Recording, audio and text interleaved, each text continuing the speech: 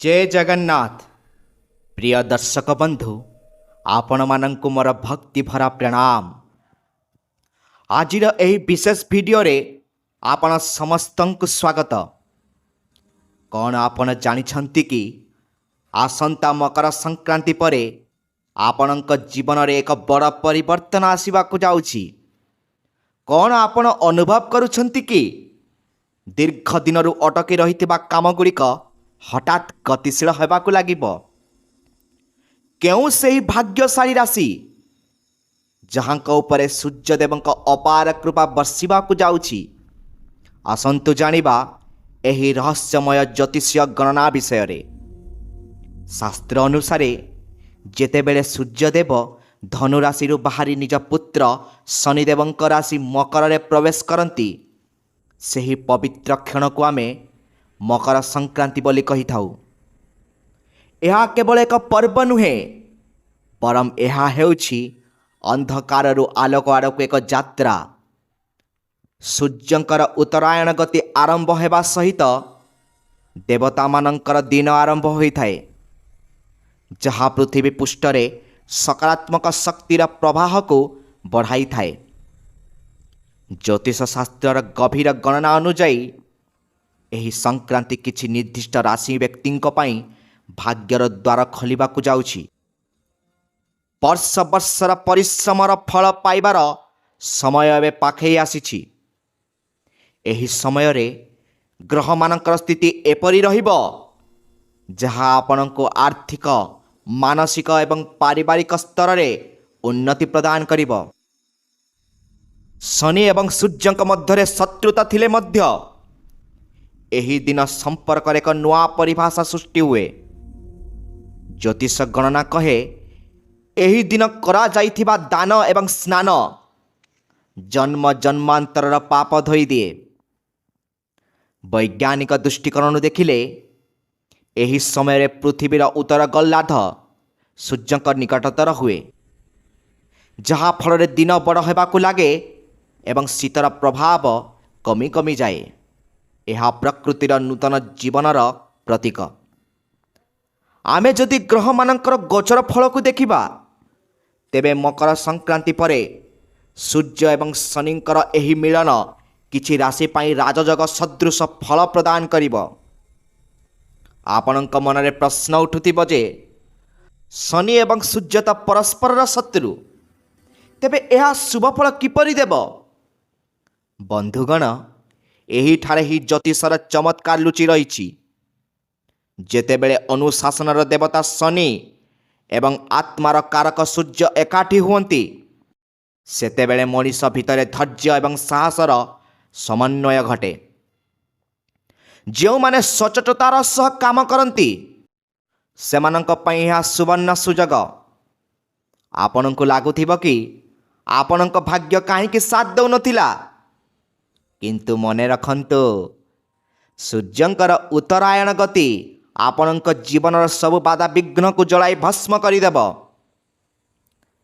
प्रिय दर्शक बंधु, राशि मानक विषय जानिबा पूर्वरु वीडियोटी को लाइक एवं सब्सक्राइब कर दियंतु।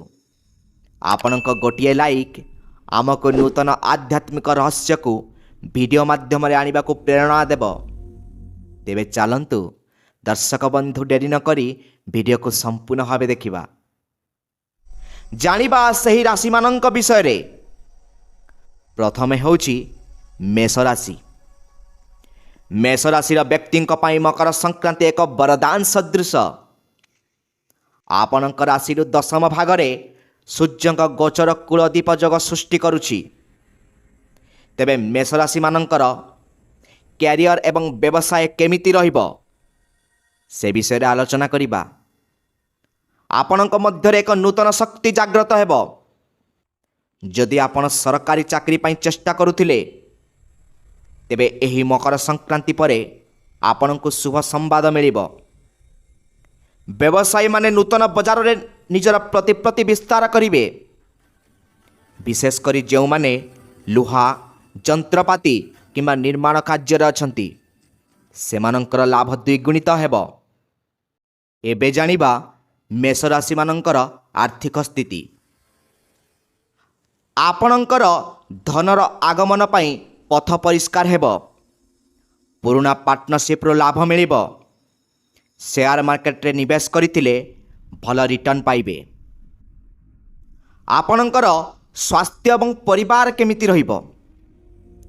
ପରିବାରରେ କୌଣସି ମାଙ୍ଗଳିକ କାର୍ଯ୍ୟ ଅନୁଷ୍ଠିତ ହୋଇପାରେ। ସ୍ୱାସ୍ଥ୍ୟ ଭଲ ରହିବ, କିନ୍ତୁ କ୍ରୋଧ ଉପରେ ନିୟନ୍ତ୍ରଣ ରଖିବାକୁ ହେବ। ତେବେ ଆପଣଙ୍କ ପ୍ରତିକାର ହେଉଛି ପ୍ରତିଦିନ ସୂର୍ଯ୍ୟାଷ୍ଟକ ପାଠ କରନ୍ତୁ ଏବଂ ମକର ସଂକ୍ରାନ୍ତି ଦିନ ଗରିବଙ୍କୁ ନାଲି ରଙ୍ଗର ବସ୍ତ୍ର ଦାନ କରନ୍ତୁ। ଦର୍ଶକ ବନ୍ଧୁ, ଏବେ ଜାଣିବା ବୃଷ ରାଶି ବିଷୟରେ। ବୃଷ ରାଶିର ବ୍ୟକ୍ତିଙ୍କ ପାଇଁ ସୂର୍ଯ୍ୟ ଭାଗ୍ୟ ସ୍ଥାନକୁ ଆସୁଛନ୍ତି। ଏହା ଆପଣଙ୍କ ଜୀବନରେ ଦୀର୍ଘ ଦିନରୁ ଚାଲିଥିବା ସଂଘର୍ଷର ଅନ୍ତ ଘଟାଇବ। ଆପଣଙ୍କର ଅଟକି ରହିଥିବା ପ୍ରତ୍ୟେକ କାମ ଏବେ ସ୍ୱୟଂଚାଳିତ ଭାବେ ହେବାକୁ ଲାଗିବ। ବିଦେଶ ଯାତ୍ରାର ଅଭିଳାଷ ରଖିଥିବା ବ୍ୟକ୍ତିଙ୍କ ପାଇଁ ଭିଜା ସମସ୍ୟା ଦୂର ହେବ।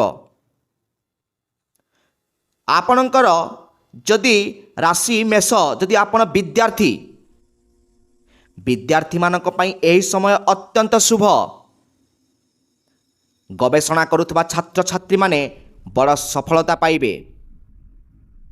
ପିତାଙ୍କ ସହ ଚାଲିଥିବା ମନୋମାଳିନ୍ୟ ଦୂର ହେବ। ଗୁରୁଜନମାନଙ୍କ ଆଶୀର୍ବାଦ ଆପଣଙ୍କୁ ଆଗକୁ ବଢ଼ିବାରେ ସାହାଯ୍ୟ କରିବ। ତେବେ ଆପଣଙ୍କ ଆର୍ଥିକ ପରିସ୍ଥିତି କେମିତି ରହିବ? ବିଳାସପୂର୍ଣ୍ଣ ଜୀବନଯାପନ ପାଇଁ ଆପଣ ଅର୍ଥ ଖର୍ଚ୍ଚ କରିବେ, କିନ୍ତୁ ଆୟର ସ୍ରୋତ ମଧ୍ୟ ବଢ଼ିବ। ତେବେ ଆପଣଙ୍କ ପ୍ରତିକାର ହେଉଛି ସୂର୍ଯ୍ୟଦେବଙ୍କୁ ଜଳ ଦେବା ସମୟରେ ସେଥିରେ ଅଳ୍ପ ଅକ୍ଷତ ଚାଉଳ ମିଶାନ୍ତୁ।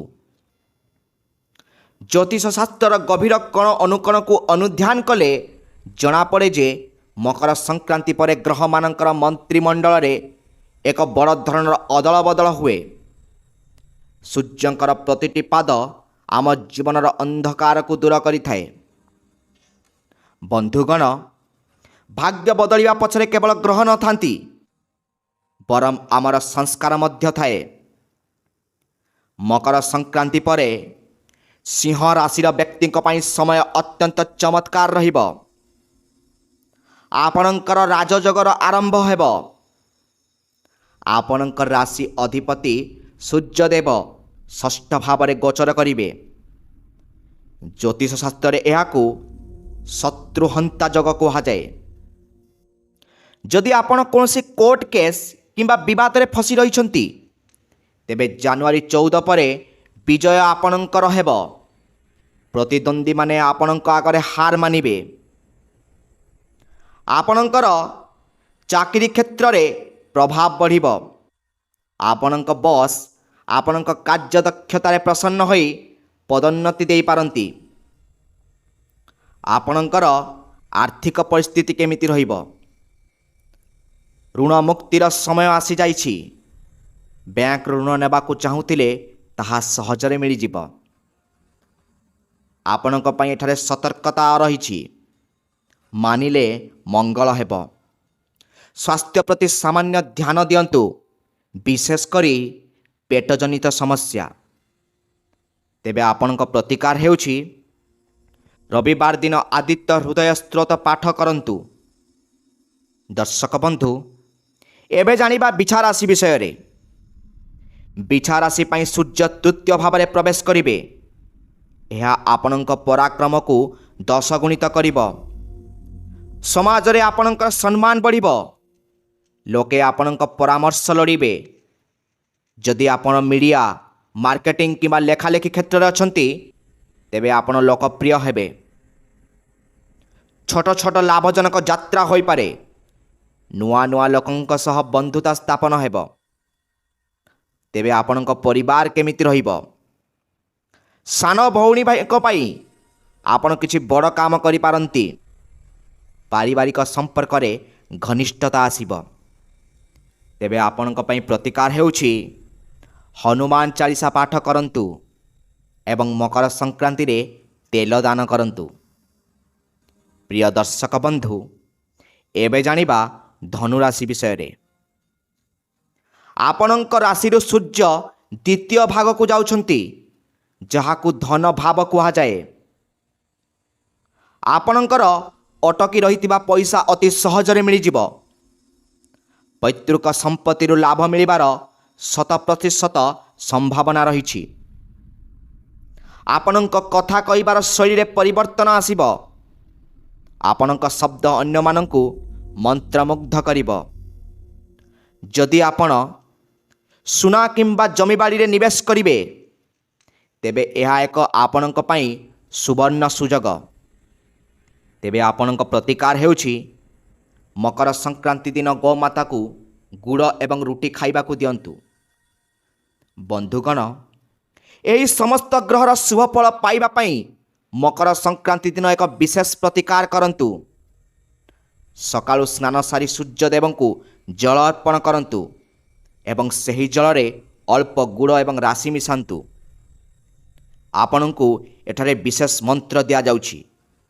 ସେହି ମନ୍ତ୍ରକୁ ଆପଣ 108 ଥର ଜପ କରିବେ। ମନ୍ତ୍ରଟି ହେଉଛି ଓମ୍ ସୂର୍ଯ୍ୟାୟ ନମଃ। ମନେ ରଖନ୍ତୁ, ଭଗବାନଙ୍କ ଉପରେ ବିଶ୍ୱାସ ଏବଂ ନିଜ କର୍ମ ଉପରେ ନିଷ୍ଠା ରହିଲେ କୌଣସି ଗ୍ରହ ଆପଣଙ୍କୁ କ୍ଷତି ପହଞ୍ଚାଇ ପାରିବେ ନାହିଁ। ମକର ସଂକ୍ରାନ୍ତି ଆପଣ ସମସ୍ତଙ୍କ ପାଇଁ ସୁଖ ଏବଂ ଶାନ୍ତି ସମୃଦ୍ଧି ନେଇ ଆସିବ। ଏବେ ଜାଣିବା ଏକ ଗୁରୁତ୍ୱପୂର୍ଣ୍ଣ କଥା। ମକର ସଂକ୍ରାନ୍ତି ପାଇଁ ବିଶେଷ ମନ୍ତ୍ର ଓ ବିଧି। ମକର ସଂକ୍ରାନ୍ତି ଦିନ ସ୍ନାନର ମହତ୍ତ୍ୱ ବହୁତ। ଯଦି ଆପଣ ଗଙ୍ଗା ବା କୌଣସି ପବିତ୍ର ନଦୀକୁ ଯାଇପାରୁନାହାନ୍ତି, ତେବେ ଘରେ ସ୍ନାନ ଜଳରେ ଅଳ୍ପ ଗଙ୍ଗା ଜଳ ଏବଂ କଳା ରାଶି ମିଶାଇ ସ୍ନାନ କରନ୍ତୁ। ସ୍ନାନ ସମୟରେ ଆପଣ ଏକ ବିଶେଷ ମନ୍ତ୍ର ଉଚ୍ଚାରଣ କରିବେ। ମନ୍ତ୍ରଟି ହେଉଛି ଗଙ୍ଗେ ଚ ଯମୁନେ ଚୈବ ଗୋଦାବରୀ ସରସ୍ୱତୀ ନର୍ମଦେ ସିନ୍ଧୁ କାବେରୀ ଜଳେସ୍ମିନ୍ ସନ୍ନିଧିଂ କୁରୁ। ଭକ୍ତି ଏବଂ ବିଶ୍ୱାସର ସହିତ ଯଦି ଆମେ ଏହି ପରିବର୍ତ୍ତନକୁ ଗ୍ରହଣ କରିବା, ତେବେ ନିଶ୍ଚିତ ଭାବରେ ଆମ ଜୀବନରେ ସୁଖ ସମୃଦ୍ଧି ଆସିବ। କିନ୍ତୁ କ'ଣ କେବଳ ଗ୍ରହର ଚଳନ ଆମକୁ ସଫଳତା ଦେଇଥାଏ?